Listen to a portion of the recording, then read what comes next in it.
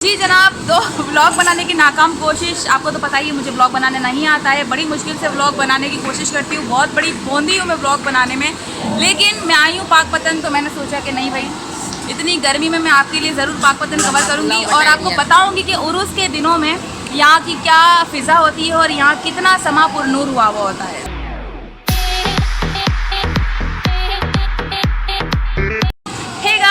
अस्सलाम वालेकुम, that's Mahtaruba Qadri and welcome back to my channel. तो जनाब, आज जो है मैं अभी पाकपतन पे मौजूद हूँ और वैसे मैं आ गई थी कल, लेकिन क्योंकि बहुत ज़्यादा थकी हुई थी तो मैंने सोचा कि आज दूसरा दिन जो मेरा शुरू होगा उससे मैं अपना ब्लॉग शुरू करूँगी पाकपतन का। तो जी हाँ, इस वक्त जो है सुबह हो रही है और मैं अम्मी के साथ बाहर बैठी हुई हूँ, बाकड़े पे चाय पी रही हूँ। तो अम्मी सबको गुड मॉर्निंग बोलिए। अस्सलाम वालेकुम नाज़रीन, ये पाकपतन में हम पहली सुबह हमारी और नौचंदी जुमेरात की है माशाल्लाह से आज। तो अभी तो खैर हम चाय पी रहे हैं, उसके बाद फिर आपको और जगह भी। सो चलिए मैं आपको जो है अब दरगाह पर लेके जाती हूँ और वहाँ के नज़ारे करवाती हूँ, ठीक है।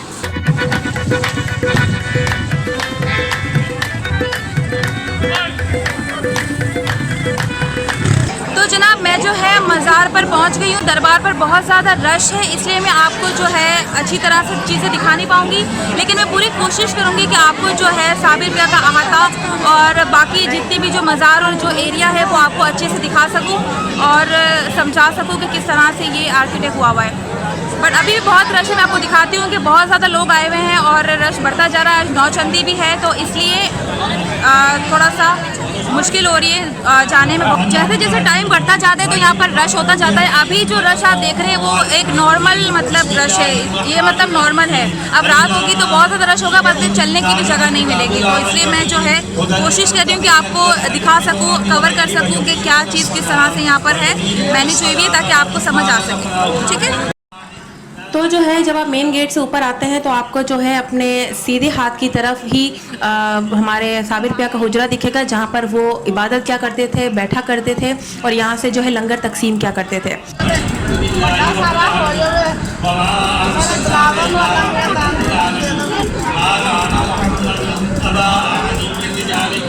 ये जो एरिया आप देख रहे हो इसके बराबर में ये लंगर खाना है। वैसे तो ये आम दिनों में 24 घंटे खुला हुआ रहता है, लेकिन उर्स के दिनों में क्योंकि यहाँ पर क्राउड ज़्यादा है तो इन्होंने 3 टाइम कर दिया है। तो इसलिए लंगर खाने में आपको जो है सारे जो हाजरीन आए हुए हैं वो आराम करते हुए दिखाई दे रहे हैं। और इसी लाइन में फिर आपको बराबर में जो है वज़ू खाना, वॉशरूम वगैरह जो आपको ज़रूरत की चीज़ें वो है। इसके बिल्कुल सामने मतलब आप जब पलट जाएंगे तो बिल्कुल सामने आपको जो मज़ार का गुंबद दिख रहा है वो है हज़रत ख्वाजा मौज दरियाई बाबा, और उनके मज़ार के लेफ़्ट साइड पर जो है आपको बाबा फरीदगंज शक्कर का जो है मज़ार नज़र आएगा, जहाँ पर लेडीज़ का जाना बिल्कुल मना है, जेंट्स जा सकते हैं। और जेंट्स का जो है बेहश्ती दरवाजे से गुज़र जो होता है वो भी जो है चांद की जब 5 तारीख हो जाती है तब वो दरवाज़ा खुलता है, तब जेंट्स का गुज़र होता है, लेकिन लेडीज़ का जाना वहाँ बिल्कुल मना है। तो मैं जा भी नहीं सकती हूँ और आप देख रहे हैं क्राउड भी बहुत ज़्यादा है, तो मेरा जाना वैसे भी वहाँ पर पॉसिबल नहीं है।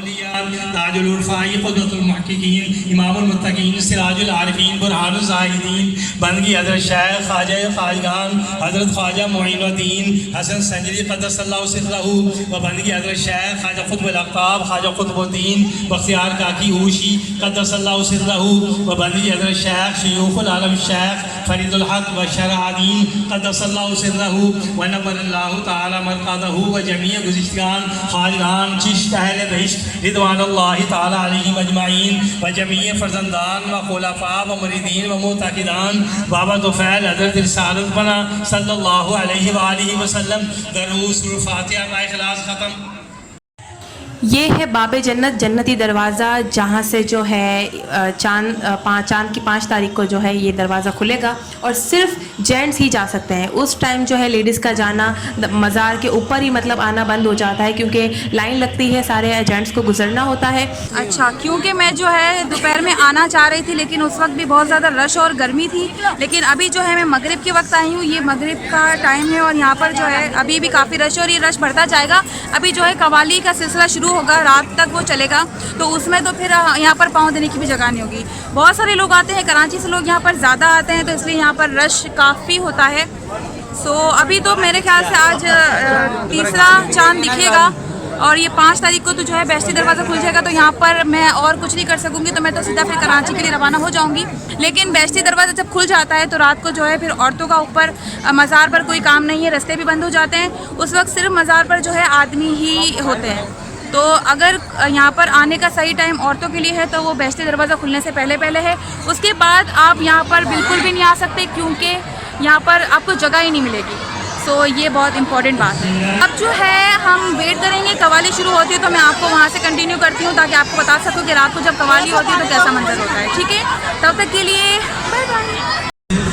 जो अब आप पढ़े हैं, आप सब इज़्ज़तमंदाना इल्तिजा है।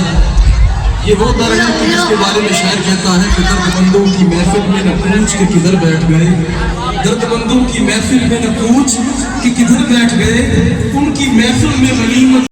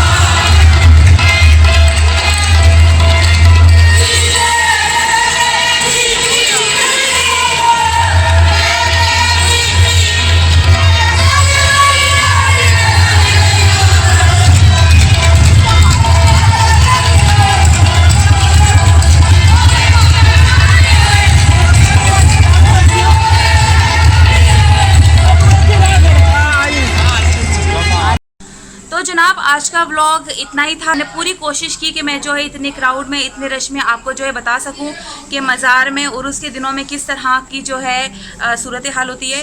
सो अच्छा, आपकी बहन अब जो है डिस्क्लेमर देने वाली है, क्योंकि लोगों ने देखा, मैंने व्लॉग बना लिया, लोगों ने देख लिया, नीचे कॉमेंट भी आने वाले हैं। अब आप लोग बोलेंगे कि भाई लड़की है, दरगाह पे जा रही है, उर्स में नहीं जाना चाहिए, बहुत सारी ऐसी बात आप लोग करेंगे। तो यार एक चीज़ मैं बोलूँगी, ज़्यादा तो मैं इस बारे में कुछ नहीं बोलूँगी। इस बारे में मैं आपको जो है अल्लामा इकबाल का एक शेर सुनाने वाली हूँ।